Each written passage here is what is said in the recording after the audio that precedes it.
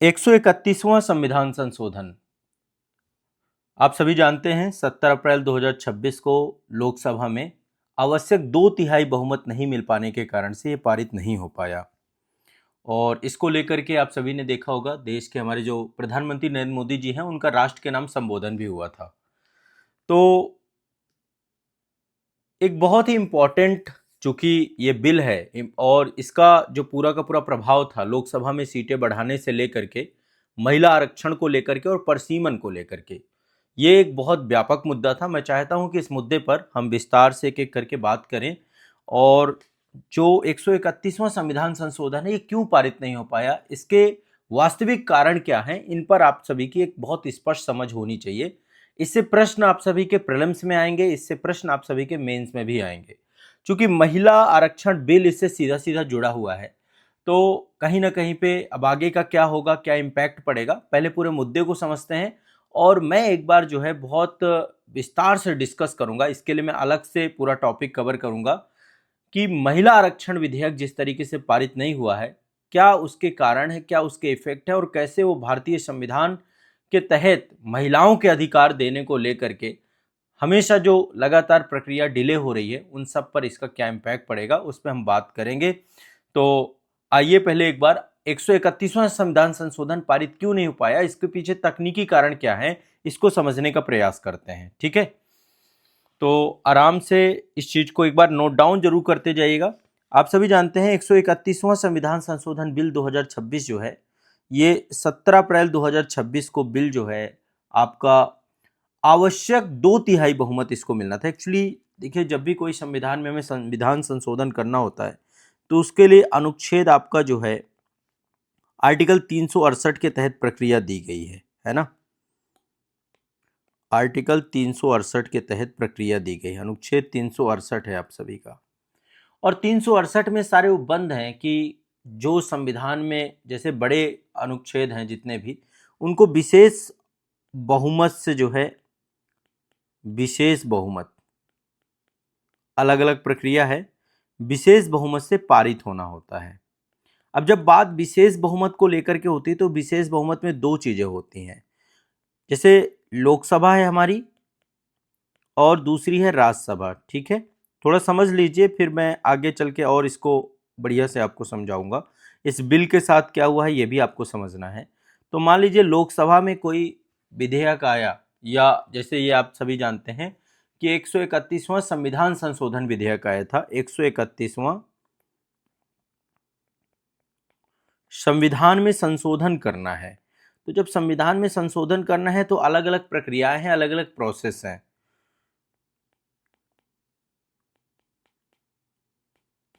तो संविधान में संशोधन करने के लिए पारित होना था इसको विशेष बहुमत से। विशेष बहुमत का मतलब है कुल सदस्यों का बहुमत, कुल सदस्यों का बहुमत, का बहुमत, यानी कि जो सदन है,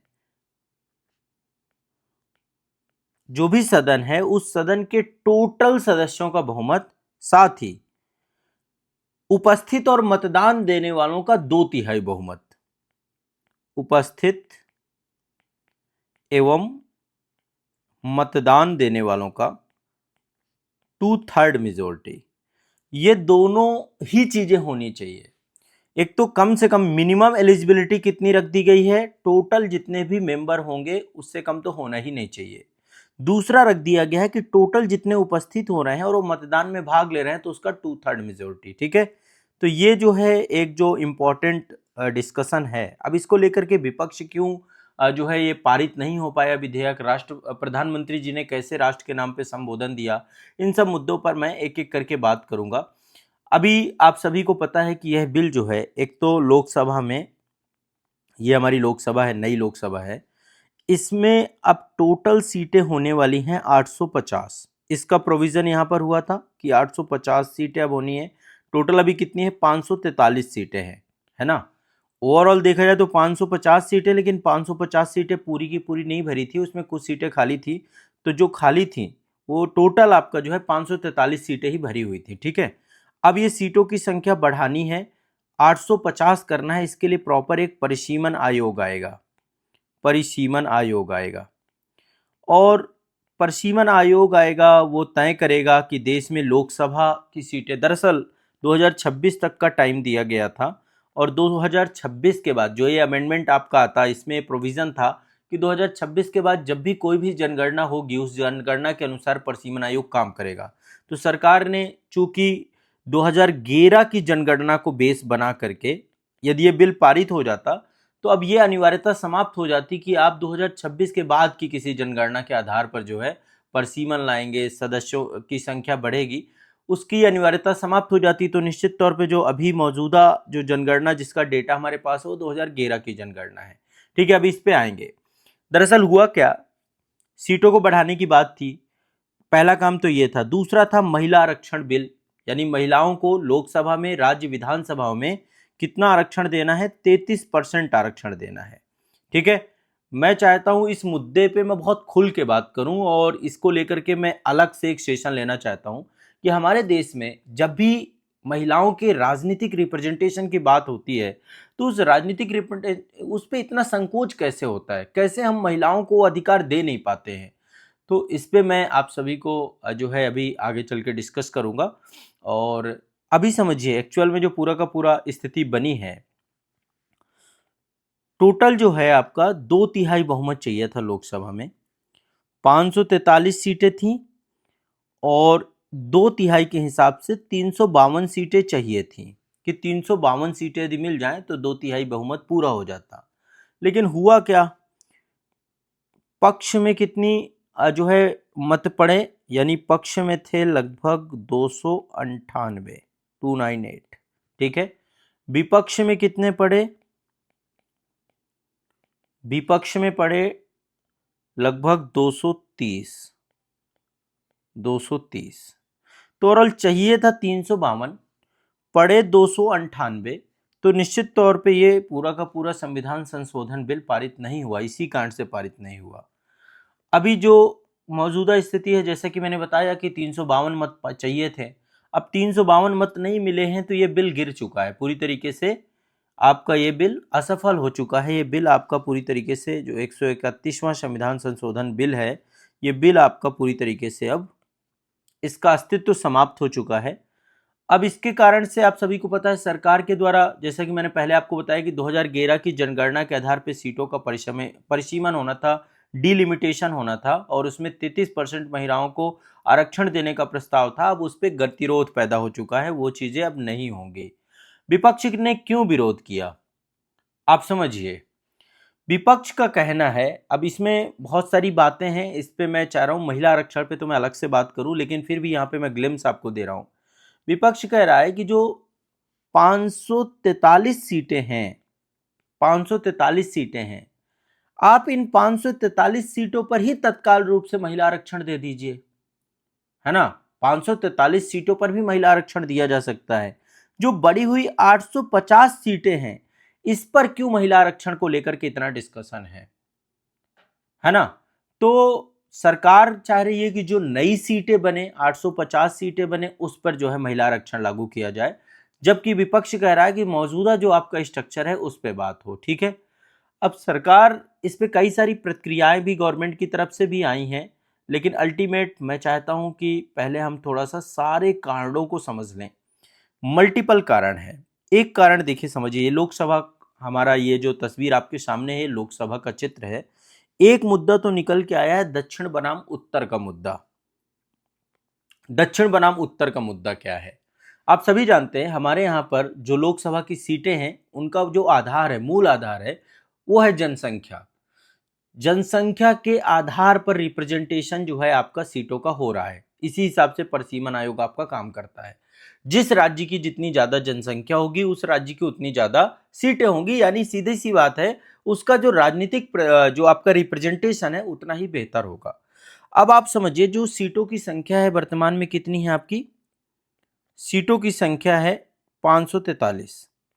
ठीक है, अब समझिए हमारे देश में हर राज्य की अलग अलग जनसंख्या है। उत्तर के राज्यों की जनसंख्या कुछ ज्यादा है, दक्षिण के राज्यों में जनसंख्या को लेकर के बहुत सार्थक प्रयास किए गए हैं, और दक्षिण के राज्यों की जनसंख्या बहुत ज़्यादा नियंत्रित हुई है। चाहे वो केरला की बात करें, आंध्रा की बात करें, तमिलनाडु की बात करें, कर्नाटका की बात करें, इन सब राज्यों में जनसंख्या नियंत्रित हुई है। उसके पीछे के कई कारण हैं। एक तो लिटरेसी रेट बहुत बड़ा कारण है इसको लेकर के। और उत्तर भारत में देखिए आप, चाहे उत्तर प्रदेश हो, चाहे बिहार हो, चाहे पश्चिम बंगाल हो, चाहे जितने भी उत्तर मध्य प्रदेश हो, सभी राज्यों की जनसंख्या बहुत त्वरित गति से बढ़ती जा रही है।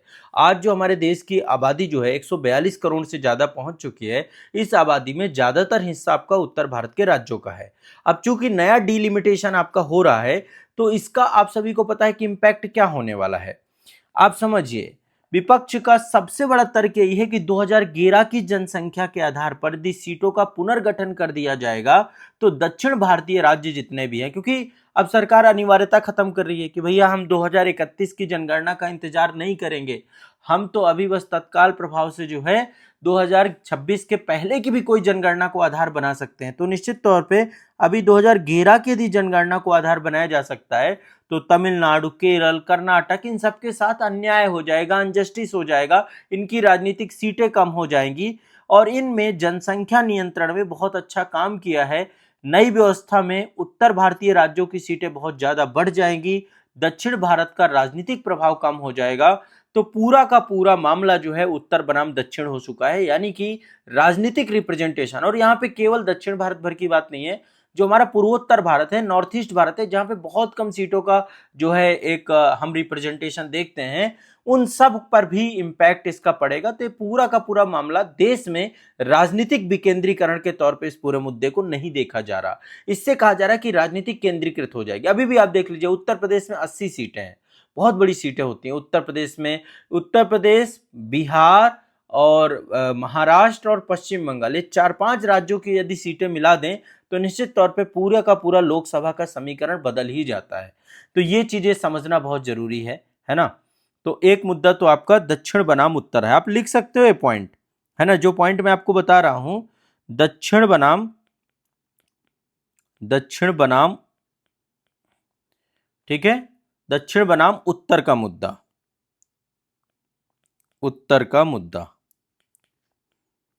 स्क्रीन में आपको दिख रहा होगा। मैं कुछ चीजें लिख भी रहा हूं आप सभी के लिए, है ना, कुछ पॉइंट आप लोगों को मैं यहाँ पे लिख भी देता हूं, कोई दिक्कत नहीं है।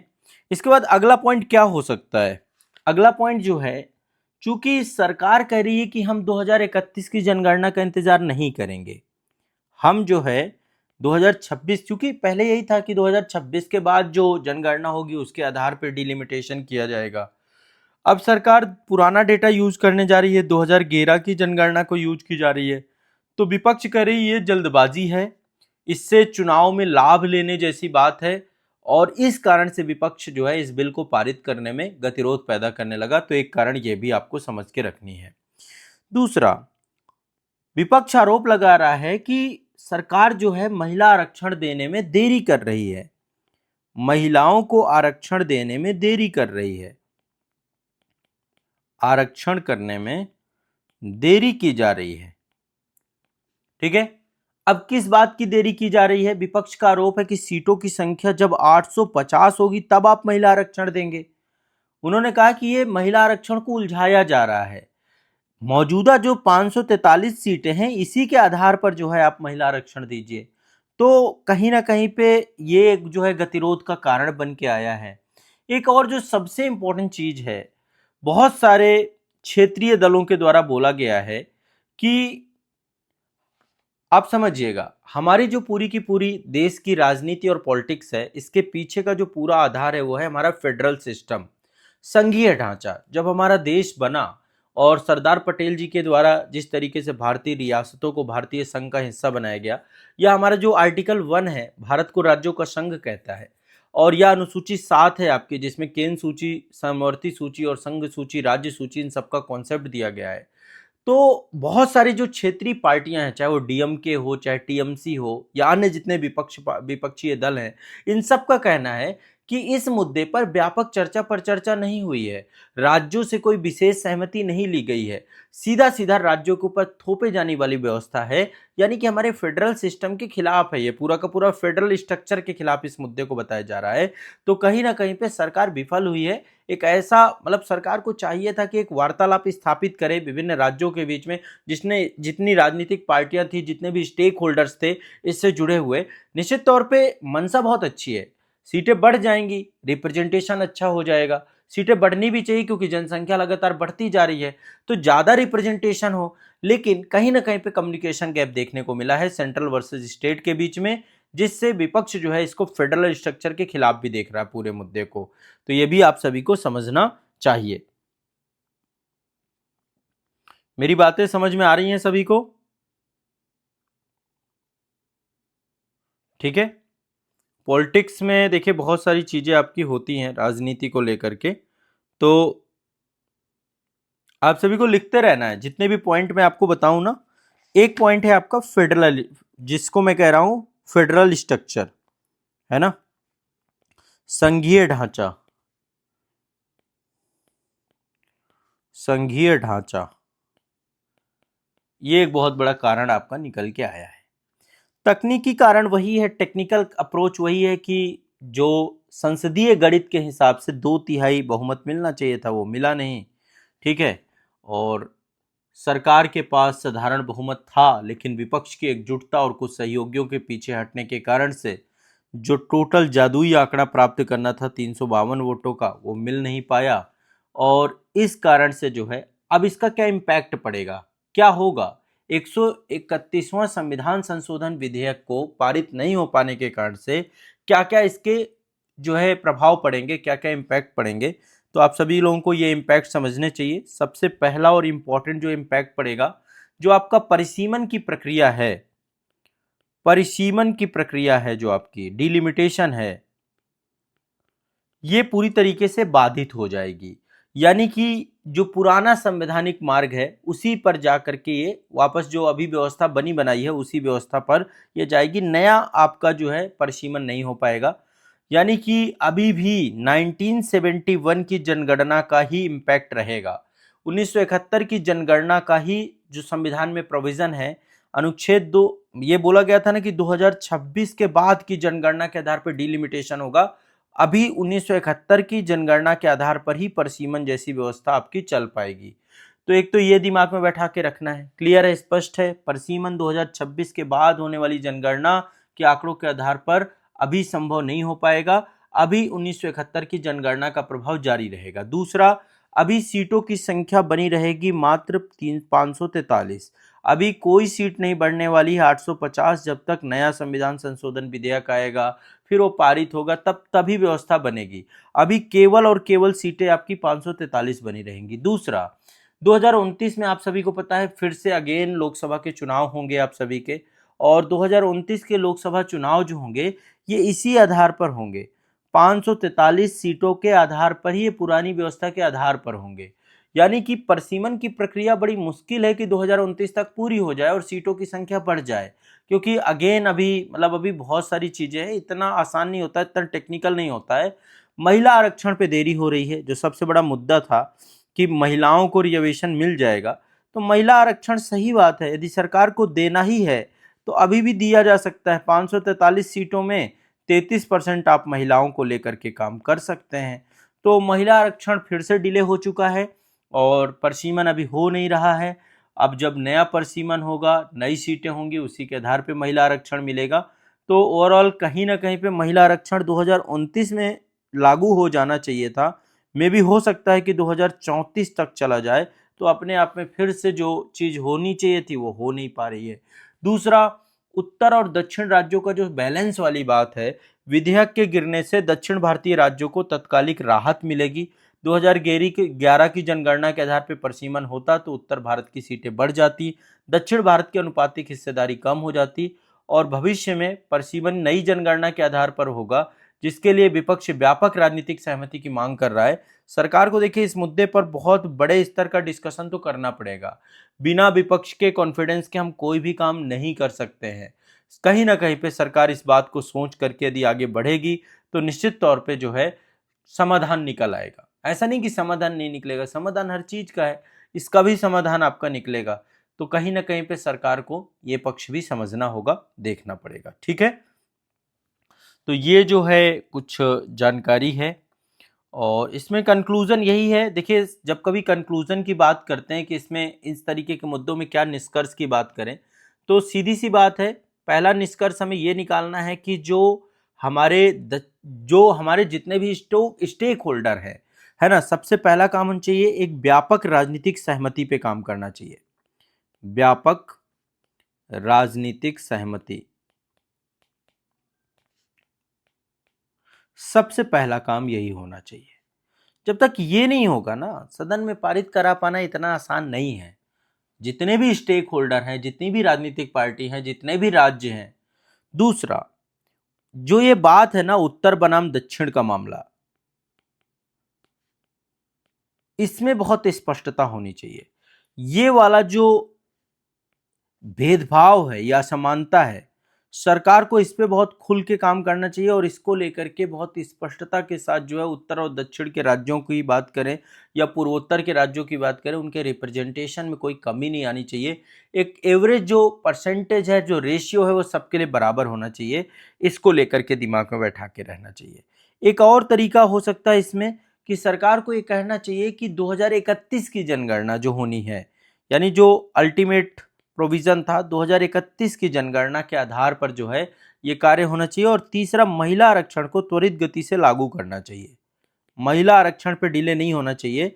यदि सदन से पारित नहीं हुआ है तो ऐसा सरकार को करना चाहिए कि इसको त्वरित गति से 543 सीटों पर भी लागू किया जा सकता है। तो अल्टीमेट ये जो है एक कंक्लूजन के तौर पे आप यहाँ पे निकल सकते हैं। मैंने जैसा कि बताया, इसको हम बोल सकते हैं आगे की राह। आगे की राह ये बन सकती है और आगे चल के इस पे और डिटेल में डिस्कशन कुछ करना होगा तो मैं आप सभी से करूंगा। ठीक है, बिल्कुल घबराना नहीं है, मस्त होकर के समझना है। उम्मीद है कि ये टॉपिक आपको समझ में आया होगा। किसी का कोई डाउट हो तो पूछ सकते हैं।